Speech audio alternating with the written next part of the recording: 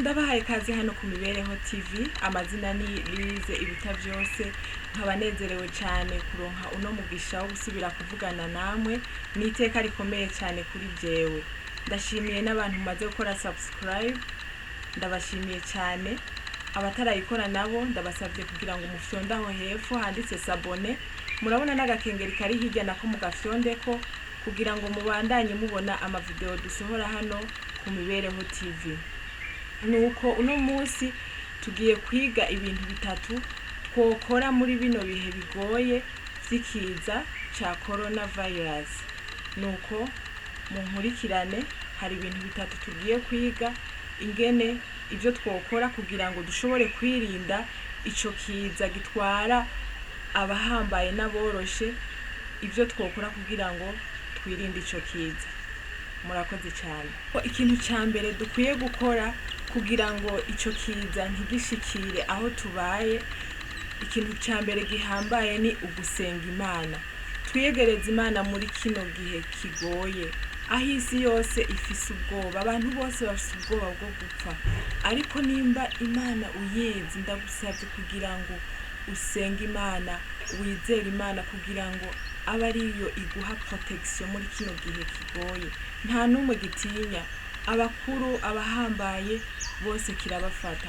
Nico gituma nagira ndagusabe kugira ngo aho uri usenga Imana. Nimba wahora usenga rimwe ku munsi, ndagusavye kugira ngo ugwize kabiri, wiyegereze Imana muri bino bihe bigoye vya kino kiza ca coronavirus. Ndagusavye mukunzi w'Imibereho TV, wiyegereze Imana, niyo ihambaye, niyo ishobora gukuraho kino kiza.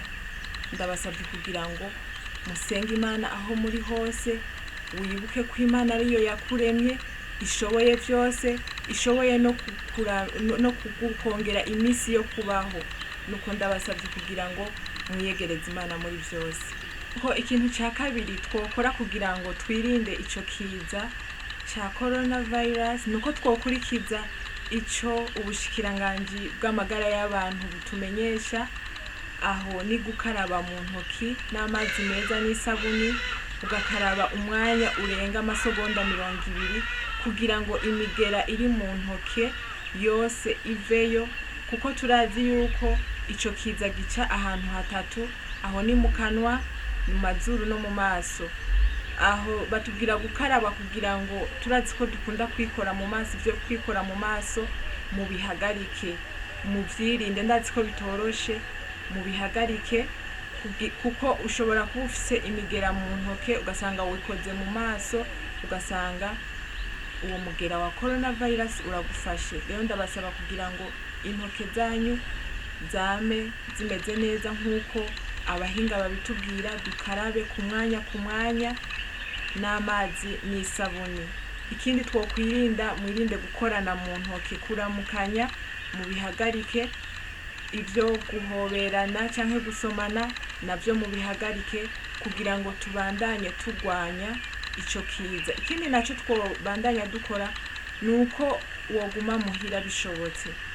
Muhira ukahava ari ikintu gihambaye kihagukuye. Ibintu vyo kuramukanya ata objectif canke ukaja kuramutsa umuntu, urashobora kumutelefonera aho uri ukamuramutsa. Muri bino bihe bitoroshe, urukundo turashobora kugwerekanira ku matelefone yacu dutunze. Umuntu ukamutelefona umubaza ko yaraye neza, ivyo bizomunezera gusumvya aho wogenda kumuramutsa ugasanga umutwariye uwo mugera wa coronavirus.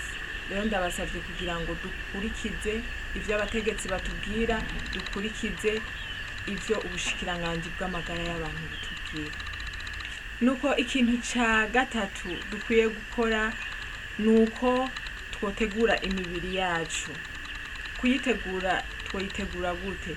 Ni gufungura ifungurwa zose, na cane cane ifungurwa zirimwo vitamine C. Vitamine C ikinga ingwara zitandukanye.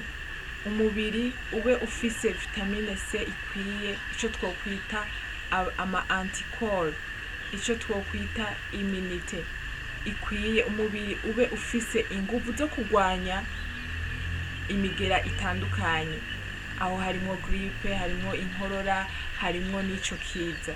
Rero ndabasabye kugira ngo mukomeze abasoda bari mu mibiri yanyu, mu gufungura ivyamwa, mu gufungura imboga, ibintu byose uzi byoba birimo vitamine C. Mwegere abaganga canke ababinonosoye bababwire imfungurwa zirimo vitamine C kugira ngo twikingire ico kiza, naho coza ntikigire ingufu kuri twebwe, aba ari twe tugira ingufu kuri co. Nuko ndabashimiye cyane ku mwanya mwafashe mukurikirana ino video.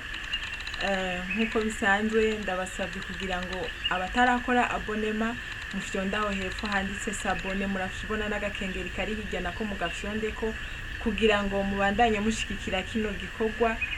Abamaze gukora abonema ndabashimiye cyane. Nuko mwese bakunzi b'Imibereho TV ndabipfurije kugira umunsi mwiza. Murakoze cyane.